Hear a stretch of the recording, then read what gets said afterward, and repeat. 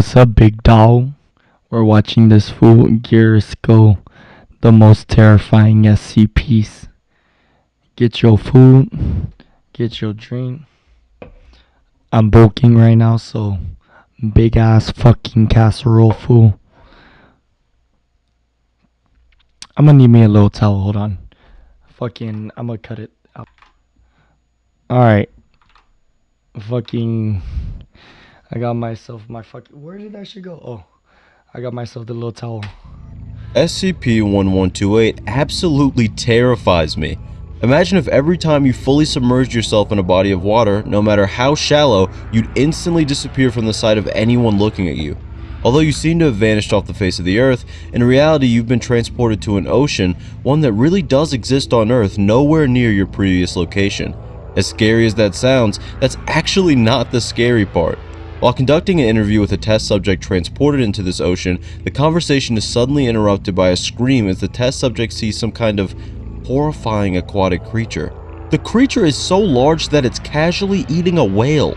Unfortunately, due to the way this SCP works, its appearance can't be described very much because that would expose everyone to its effects. What's even scarier though is that as they're attempting to pull the test subject out of the water before they're attacked by this aquatic being, the cable pulling him out suddenly went taut and then slacked. Afterward, the water in the tub that the subject was originally submerged in became polluted with blood and no remains were ever found. However, somehow, it gets even worse. How's there blood One but test no body? subject, labeled D1732, was repeatedly exposed to the creature without the use of amnestics to help them forget about its existence afterward.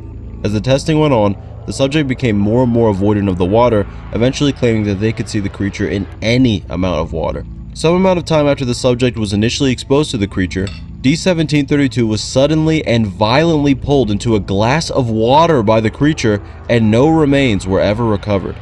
This fish, or whatever it is, will always get you, no matter what. While this one is personally terrifying to me, I have several that are even worse that I'll be covering in this video. By the way, I'll also be covering a bonus SCP in a short that's already out on my TikTok and Instagram, and will be coming out on this channel tomorrow if you don't have either of those. That's assuming you're watching this video the day it comes out, of course. That being said, let's get into these other SCPs, and I hope you enjoy this one. For those who somehow don't know what SCP are, SCP stands for Secure, Contain, Protect, and SCPs are anomalies that exist that are being cataloged by the SCP Foundation. That's the most lore you're getting out of me because we could spend this entire video on that alone.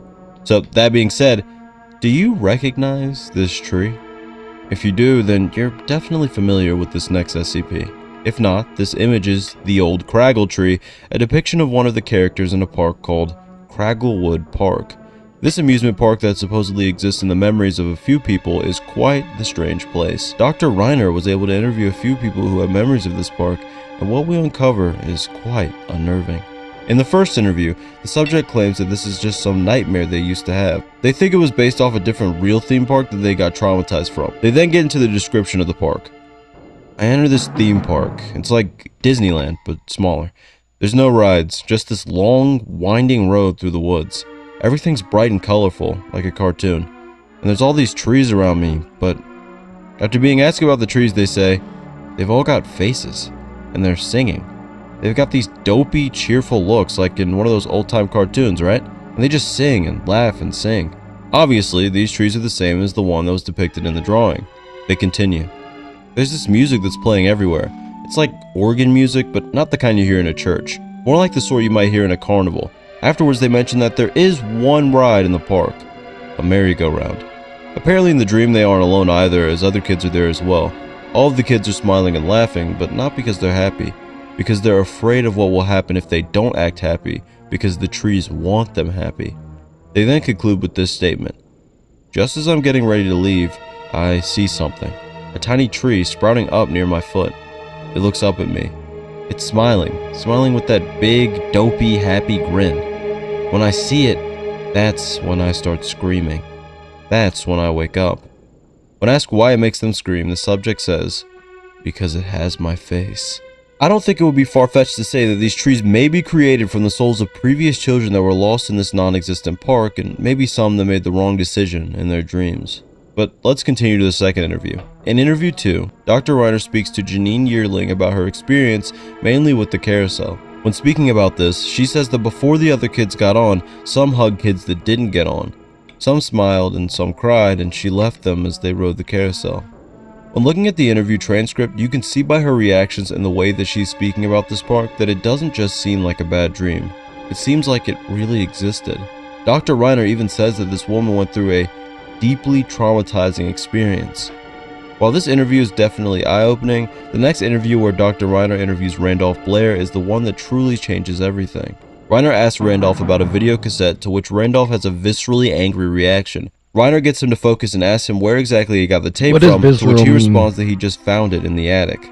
Dr. Reiner then asks him if they recognize any of the images on the tape, and he says that he does from nightmares and stuff like that. That maybe someone showed him the tape as a kid. Dr. Reiner continues by asking if he's been raised in that house by his parents, which he confirms.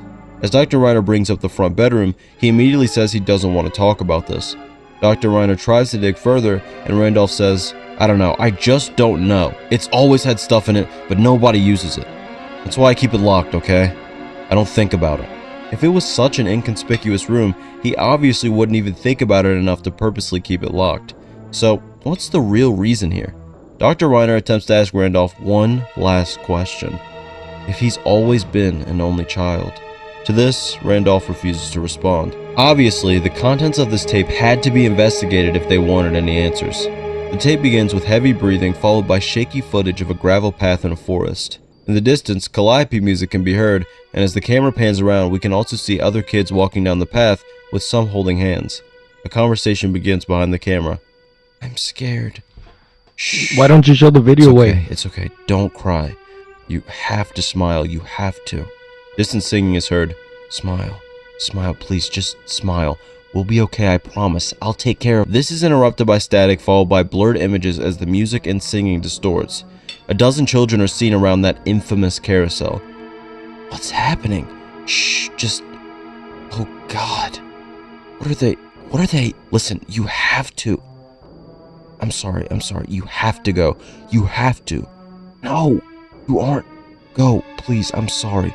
I'll be okay. Just..." Besides the obvious that this amusement park is real, we also know that this video was more than likely recorded by Randolph, which makes his viscerally angry reactions to these questions make sense. The camera then shows someone racing down a forest path before the camera eventually centers on a face that looks up and smiles. Based on what we know, this is probably the face of Randolph, who's, again, presumably recording. We then hear the other voice singing, meaning he's been turned into another tree. I don't think it's a stretch to say Randolph and his brothers somehow ended up at this park, though the way you enter is still unknown. For some reason, his brother already knew the rules of this place and seems to have sacrificed himself either by staying behind or more specifically getting on the merry-go-round, allowing Randolph to escape, likely barely. A mysterious amusement park whose only purpose seems to be to turn these children into these mindless trees for seemingly no reason. One that is so mysterious and rare, we don't even know how these kids ended up there and how many have been sacrificed to this park. To me, that is especially terrifying. Don't ever go nowhere without your parents, kids. You don't know what you're walking into. Look at these damn trees with a big ass fucking face. What the fuck, bruh? Yeah, bruh. You don't want to be going nowhere without your parents, kids. And stranger danger. SCP-1562 was an anomaly that particularly unnerved me the first time I read about it. This anomaly is a metal playground slide that was found in an abandoned playground in an unknown location. Generally, it's harmless unless for some reason you choose to slide down headfirst on your stomach with both arms tucked down at your sides. If you do that, you'll incur a fate that I consider worse than death. Around 15 centimeters or 5.9 inches away from the end of the slide, you'll suddenly disappear, never to be seen again. Test subject D2445 was given a radio earpiece that allowed them to communicate with Dr. Darretts upon teleporting out of sight. As we read the logs of their conversation, we see D2445 saying that they'd been transported into a small tunnel that was really cramped. There was no source of light, and they couldn't move at all. They're surrounded by rock and dirt on all sides. They begin to freak out more and more, especially after being informed that their safety line got severed when they got teleported away, which, frankly, I can't blame them. They eventually start inching forward before they're stopped by a pair of shoes. Small shoes. Communication was paused as the researchers discussed how they were going to get D2445 out of there. Eventually, they contacted D2445 again to inform him of their plan to send another test subject outfitted with more gear after him to get him out of there. The conversation, though, was odd. "Are you still there, D2445? Please, I don't want to be in here anymore. We're going to send someone in to pull you out." It started talking. What started talking? The little boy did. He's talking But schizo he didn't as make any fuck. sense. That's some mentally Tell ill me what he shit. said. Like, he's fucked up right He just now. kept asking where he was, and I told him I didn't know. But I don't think he was really talking to me because he didn't respond to my voice, and he told me to stop crying when I was actually sort of calm. What else? Was he moving at all during this? I don't think so. He started screaming, and I told him to shut up, but he just kept screaming and crying and asking for his mommy. Then he finally stopped, and shortly after that, you contacted me again. Please get me out now. Okay, we're sending someone in. Don't panic if you hear or feel something behind you. Please hurry. My chest is... I think it's pretty easy to see why this park was abandoned. Maybe the kid just couldn't hear him though, right? Maybe he was just too freaked out. I'm sure this tunnel doesn't have some kind of, I don't know, anomalous property that affects your mind or anything. Anyway, after this conversation cut, D8600 was shortly sent after D2445 with a GPS tracker, headlamp, and video and audio recording equipment, all while attached to a tether. During the conversation between D8600 and Dr. Daretz, During the conversation cut, D8600 was shortly sent after D2445 with a GPS tracker, headlamp, and video and audio recording equipment, all while attached to a tether. During the conversation between D8600 and Dr. Daretz, D8600 describes the place in the same way that D2445 did. However, he also adds that his headlamp immediately stopped working as soon as he ended up in there. Eventually, he manages to come into contact with D2445, but something is clearly off. I'm still head first on my stomach, and my body's at an angle, but I'm in some sort of small tunnel and I'm stuck. I'm completely surrounded by rock and dirt on all sides. I don't have enough room to raise my head or move my arms, and I can't move forward. I really need to get out of here now. Okay, man, it's okay. I'm gonna try to get my arms up and I'll grab a hold of your ankles. They should be able to pull us out of here then. No, I told you I can't see anything. I'm getting kind of freaked out now. I'm not really claustrophobic, but this is pretty uncomfortable.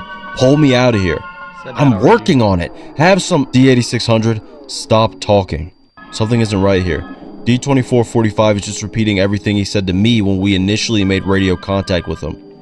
Alright, well, maybe, just maybe, this tunnel does have some strange effect on the mind.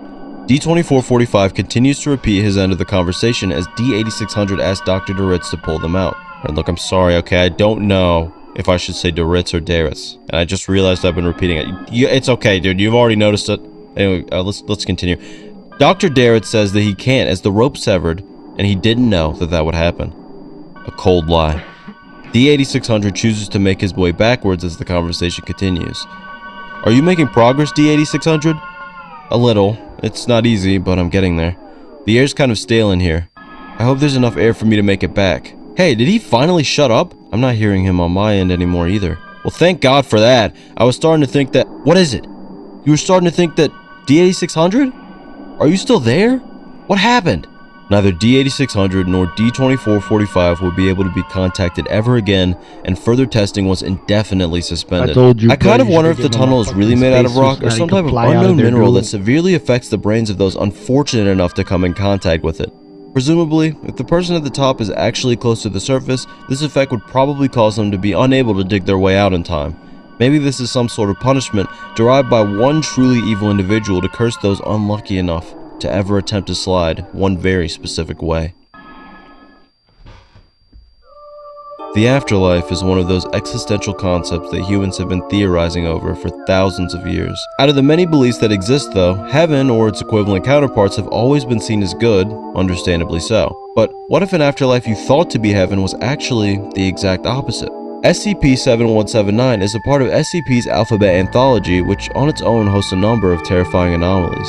This one specifically is called E is for Eternity.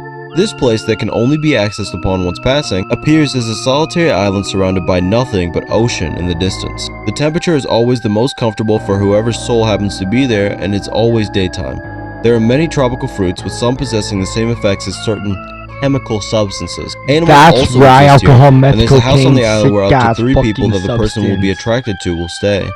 These people have seemingly no personality or free will though. Because this is an afterlife, people aren't able to die no matter what injuries they incur, although they will suffer the pain of said injuries and recovery. We're then able to follow a man's consciousness as he travels into this place. In the beginning he has a lot of fun, but as we hit the year 2 and 3 mark, we can already see a drop in his mental health. On year 3 specifically, he begins neglecting food, and no matter how much he attempts to speak to the women in the beach house, they have no individuality, just dolls. 2 years later, he just wanders the island, and 1 year after that, he desperately attempts to escape the island, only to immediately teleport to the opposite side of the island anytime he gets to the edge. By year 7, it seems like he's finally finding solace in cooking and creating a farm.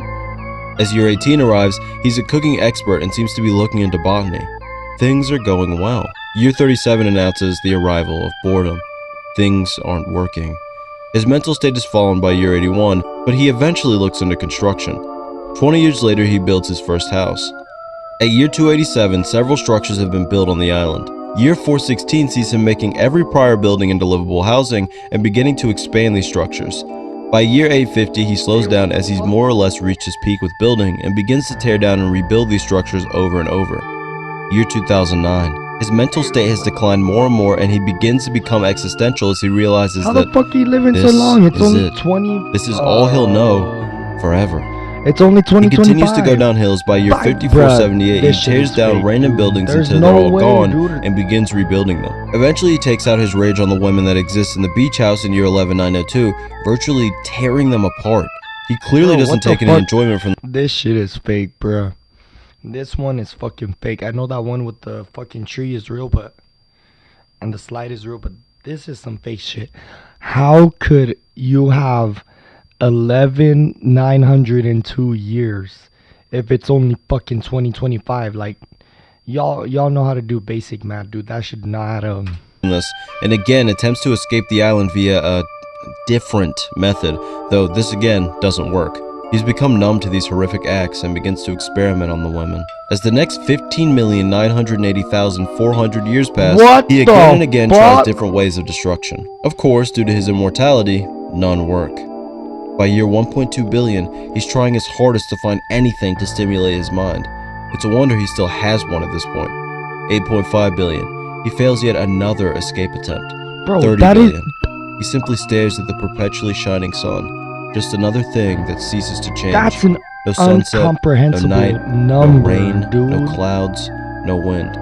Just the sun. Fuck? 1 trillion years. Trillion? He seems to have given up all activity.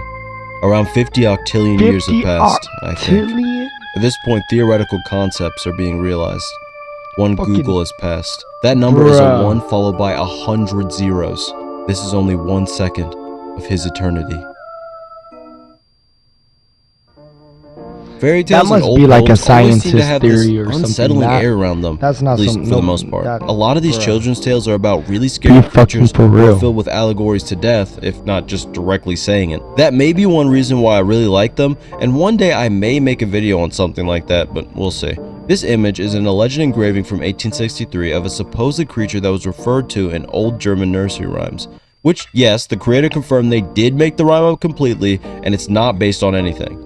This creature, also referred to as SCP-4975, appears as a large creature possessing a beak, tail, and long, thin extremities. This creature will constantly rotate its cervical vertebrae individually as it moves, causing clicking and cracking sounds.